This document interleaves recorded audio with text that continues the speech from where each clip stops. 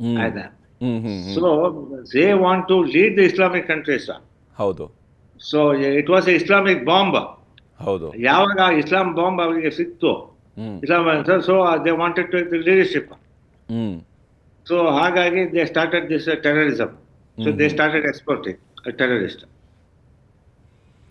ಪಾಕಿಸ್ತಾನದ ಪರಿಸ್ಥಿತಿ ಪ್ರಸಾದ್ ಸರ್ ಮಾತಾಡ್ತೀನಿ ನಾನು ನಿಮ್ಮ ಜೊತೆಗೆ. ಪಾಕಿಸ್ತಾನದ ಪರಿಸ್ಥಿತಿ ಎಲ್ಲಿಗೆ ಬಂದಿದೆ ಅಂತ ಹೇಳಿದ್ರೆ ಉಗ್ರರನ್ನ ನುಗ್ಗಿಸುವಂತಹ ಕಡೆಯ ಹಂತದ ಪ್ರಯತ್ನವನ್ನು ಕೂಡ ಈಗ ಭಾರತದ ಒಳಗಡೆ ಉಗ್ರರನ್ನ ನುಗ್ಗಿಸುವಂತಹ ಪ್ರಯತ್ನವನ್ನು ಮಾಡ್ತಾ ಇದೆ.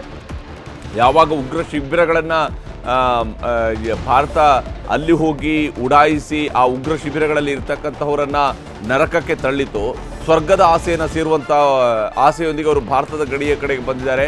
ಅವ್ರನ್ನ ಈಗ BSF ಹಿಮ್ಮೆಟ್ಟಿಸ್ತಾ ಇದೆ. ಭಾರತದ BSF ಉಗ್ರರನ್ನು ಹಿಮ್ಮೆಟ್ಟಿಸಿ ಓಡಿಸಿದೆ. ಸಾಂಬಾದಲ್ಲಿ ನಡೀತಾ ಇರುವಂತಹ ಘಟನೆ ಇದು. ಅಲ್ಲಿ ಈಗ ಉಗ್ರರ ಜೊತೆಗೂ ಕೂಡ ಗುಂಡಿನ ಚಕಮಕಿ ಆಗಿದೆ. ಅವ್ರನ್ನ ಓಡಿಸುವಂತಹ ಕೆಲಸ ಮಾಡ್ತಾ ಇದ್ದಾರೆ. ಯಾಕಂದರೆ ಗಡಿಯೊಳಗೆ ನುಗ್ಗಿ ಬರೋದಕ್ಕಾಗಿ ಪಾಕಿಸ್ತಾನದ ಉಗ್ರರು ಪ್ರಯತ್ನ ಪಟ್ಟಿದ್ದಾರೆ. ಸಾಂಬಾದಲ್ಲಿ ಗಡಿ ನುಸುಳಲು ವಿಫಲ ಯತ್ನವನ್ನು ಮಾಡಿದ್ದಾರೆ. ಅವರನ್ನು ವಾಪಸ್ ಪಡೆದು ಓಡಿಸುವಂತಹ ಕೆಲಸವನ್ನು ಈಗ BSF ಮಾಡ್ತಾ ಇದೆ. ಹೀಗೆ ಪಾಕಿಸ್ತಾನ ಒಂದು ರಾಷ್ಟ್ರದ ಸ್ಥಾನಮಾನಗಳಿಗೆ ಅರ್ಹವಾದಂತಹ ದೇಶವಾಗಿ ಅದು ಉಳ್ಕೊಳ್ಳೇ ಇಲ್ಲ. ಭಾರತದ ಭಾಗವಾಗಿದ್ದಂತಹ ಪಾಕಿಸ್ತಾನ ಧರ್ಮದ ಹೆಸರಿನಲ್ಲಿ ಒಂದು ದೇಶವಾಗಿ ರೂಪುಗೊಂಡಲ್ಲಿಂದಲೂ ಕೂಡ ಆ ದೇಶ ಯಾವುದೇ ರೀತಿಯಾದಂತಹ ಉಜ್ವಲ ಭವಿಷ್ಯ ಇಲ್ಲದ ಮತ್ತು ರೋಗಗ್ರಸ್ತ ಶಿಶುವಾಗಿಯೇ ಅದು ಬೆಳೀತಾ ಬಂತು. ಆರಂಭಿಕ ದಿವಸದಿಂದಲೇ ಜಿನ್ನಾನ ಕಾರಣದಿಂದಾಗಿ ಸೃಷ್ಟಿಯಾದಂಥ ಆ ದೇಶ ಅದು ಸದುದ್ದೇಶದಿಂದ ಹುಟ್ಟದೆ ದುರ್ಬುದ್ಧಿಯಿಂದ ಹುಟ್ಟಿದಂತಹ ದೇಶ. ಅದೇ ದುರ್ಬುದ್ಧಿಯಲ್ಲಿ ಇವತ್ತು ಕೂಡ ಕುಳಿತಾ ಬಂದಿರುವಂಥದ್ದು ಇತಿಹಾಸದ ಬಹಳ ದೊಡ್ಡದಾದಂತಹ ಭಾಗ. ಉಗ್ರರನ್ನು ಹಿಮ್ಮೆಟ್ಟಿಸಿ BSFನ ಯೋಧರು ಓಡಿಸಿದ್ದಾರೆ.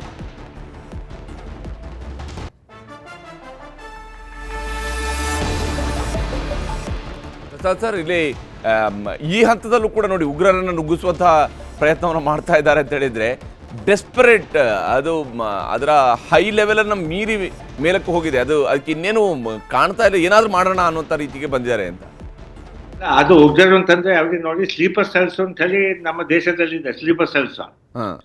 ಸೊ ಇದು ಅವರ ಒಂದು ಸ್ಟ್ರಾಟಜಿ. ಅದು ಮೊದಲಿಂದಲೂ ಅವರು ಮಾಡ್ತಾ ಇದ್ರು. ಉಗ್ರನ ಕಳಿಸ್ಬಿಟ್ಟು ಇಲ್ಲಿ ದಂಗೆ ಮಾಡಿಸೋದು, ಬಾಂಬ್ ವಿಸ್ಫೋಟನೆ ಮಾಡೋದು, ಇದೆಲ್ಲ ಅವ್ರು ಮೊದಲಿಂದ ಮಾಡ್ತಾ ಇದ್ರು.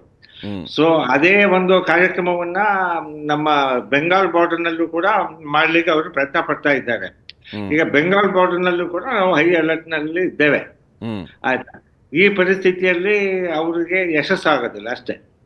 ಯಾಕಂತಂದ್ರೆ we are at the heightened state of security. ಎಲ್ಲ ಮೊಬಿಲೈಸೇಷನ್ ಆಗಿದೆ. ಬರೀ ಮೊದಲು BSF ಏನಾಗ್ತಾ ಇತ್ತು ಅಂತಂದ್ರೆ ಬರೀ ಅವರು ದೇ ಯೂಸ್ ಟು ಮಾನಿಟರ್ ಅಷ್ಟೇ. ಬಿಕಾಸ್ ಲಾರ್ಜ್ ಏರಿಯಾಸ್ ಎಲ್ಲ ಮಾನಿಟರ್ ಮಾಡೋದು ಕಷ್ಟ ಆಗ್ತಾ ಇತ್ತು. ಪೆಟ್ರೋಲ್ ಮಾಡ್ತಾ ಇತ್ತು. ಸೊ ಇವಾಗ ಏನು ಅಂತಂದ್ರೆ entire troops have moved there. ಹಾಗಾಗಿ ಅವನ್ನ ಸುಲಭವಾಗಿ ಹಿಡಿಬಹುದು. ಈ ಸಂದರ್ಭದಲ್ಲಿ ಉಗ್ರರು ಒಳಗಡೆ ಬಂದ್ರೆ so they cannot survive, very difficult. So ಅವ್ರನ್ನ ಕಳಿಸ್ಬೇಕು ಅಂತಂದ್ರೆ ಅವ್ರನ್ನ ಸೂಸೈಡ್ ಬಾಂಬರ್ಸ್ ಅನ್ನು ಕಳಿಸ್ಬೋದು ಅಷ್ಟೇ. ಸೂಸೈಡ್ ಬಾಂಬರ್ಸ್ ಅನ್ನ 2-3 ಕಡೆ ಕಳಿಸಿದ್ದಾರೆ ಅಂತ ಹೇಳಿ ನ್ಯೂಸ್ ಇತ್ತು, ಬಟ್ ಅದು ಸಫಲ ಆಗಲಿಲ್ಲ ಅಷ್ಟೇ. ಹೌದು, ಭಾರತ ಸೂಸೈಡ್ ಡ್ರೋನ್ಗಳನ್ನು ಕಳಿಸ್ತಾ ಇದೆ, ಅವರು ಸೂಸೈಡ್ ಬಾಂಬರ್ಗಳನ್ನು ಕಳಿಸ್ತಾ ಇದ್ದಾರೆ. ಅವ್ರು ಕಳಿಸ್ತಾರೆ. ಸೂಸೈಡ್ ಬಾಂಬರ್ಸ್ ಬರಬೇಕಾದ್ರೂ ಕೂಡ ಒಳಗಡೆ ನುಗ್ಬೇಕಲ್ಲ. ಹೌದು, ಅದು ದೀಪದ ಮುಂದಿನ ಹಣತೆ ಆಗುತ್ತೆ ಎಂದೆ. ಈಗ ದೀಪಕ್ಕೆ ಬರುವಂತ ದೀಪ ಹಚ್ಚಿಟ್ಟಾಗ ಹಣತೆಗಳು ಬಂದೇ ಬರ್ತವೆ. ಇದು ಇವುಗಳು ಬರ್ತವಲ್ಲ, ಹಾರಿ ಬರ್ತವೆ. ಹೋಗ್ಬಿಟ್ಟು ಹೌದು, ದೀಪದ ಬಂದು ಅಲ್ಲೇ ಸುಟ್ಟು ಹೋಗ್ತವೆ. ಆ ಥರದಲ್ಲಿ ಆಗ್ತಾ ಇದ್ದಾವೆ ಇವುಗಳೀಗ. ಪಾಕಿಸ್ತಾನದ ಈಗಿನ ಪರಿಸ್ಥಿತಿಯನ್ನು ನೀವು ಕಡೆದಾಗಿ ತಮ್ಮ ಹತ್ರ ಕೇಳುವಂಥದ್ದು, ಈಗಿನ ಪರಿಸ್ಥಿತಿಯಲ್ಲಿ ಪಾಕಿಸ್ತಾನ ನಾಳಿನ ಬೆಳಕನ್ನು ನೋಡುವ ಹಂತಕ್ಕೆ ಬಂದಾಗ ಪಾಕಿಸ್ತಾನದ ಪರಿಸ್ಥಿತಿ ಬಹುಶಃ ಸಾಕಪ್ಪ ಅನ್ನುವಂಥ ರೀತಿಯಲ್ಲಿ ಇರುತ್ತಾ, ಅಥವಾ ಅದು ಇಲ್ಲ ಇದನ್ನು ಮತ್ತಷ್ಟು ಎಸ್ಕಲೇಟ್ ಮಾಡೋದಕ್ಕೆ ಹೋಗ್ಬೋದಾ? ಪಾಕಿಸ್ತಾನದವನ್ನು ನೀವು ಹತ್ತಿರದಿಂದ ಸೇನೆಯಲ್ಲಿ ಇದ್ದು ನೋಡಿದಂಥ ರೀತಿಯಲ್ಲಿ ನೋಡಿದಾಗ ಪಾಕಿಸ್ತಾನದ ಮನಸ್ಥಿತಿ ಇಷ್ಟು ಬೇಗನೆ ಅದು ಇದನ್ನು ನಿಲ್ಲಿಸುತ್ತಾ, ಅಥವಾ ಇದನ್ನು ಮತ್ತಷ್ಟು ಎಸ್ಕಲೇಟ್ ಮಾಡುವಂತಹ ತನ್ನ ಬುದ್ಧಿಯನ್ನು ಮುಂದುವರಿಸುತ್ತೆ ಅಂತೇಳಿ ಅನಿಸುತ್ತಾ ನಿಮಗೆ? ಆ ಬುದ್ಧಿವಂತಿಕೆ ಅವರಲ್ಲಿ ಇಲ್ಲ. ಇಷ್ಟವರೆಗೆ ಅವ್ರು ಏನು ಅಂತಂದ್ರೆ they to survive because of America's help and some other ಇದು ಹೆಲ್ಪ್. ಆ ಸ್ಥಿತಿ ಇವಾಗಿಲ್ಲ. ಬಿಕಾಸ್ ಈಗ ಸೌದಿ ಅರೇಬಿಯಾ ಆಗಲಿ, ಇಸ್ಲಾಮಿಕ್ ಸ್ಟೇಟ್ಸ್ ಆಗಲಿ, ಟರ್ಕಿ ಆಗಲಿ, ಅಮೆರಿಕ ಆಗಲಿ ಅವ್ರಿಗೆ ಸಪೋರ್ಟ್ ಮಾಡ್ತಾ ಇಲ್ಲ ಇವಾಗ. ಆಯ್ತಾ, ಅವನ್ನ ಉಪಯೋಗಿಸ್ಕೊಳ್ಬೋದು ಅಷ್ಟೇ, ಉಪಯೋಗಿಸ್ಕೊಳ್ಬೋದು. ಸೊ ಪಾಕಿಸ್ತಾನ ಒಂದ್ಸಲ ಡಿವಿಷನ್ ಆಯ್ತು ಅಂತಂದ್ರೆ ಆಮೇಲೆ ಆ ತಾಕತ್ತು ಹೊರಟೋಗುತ್ತೆ. ಹೌದು ಹೌದು ಹೌದು ತಾಕತ್ತು ಹೊರಟೋಗುತ್ತೆ. ಹೌದು ಹೌದು ಹೌದು. ಸೊ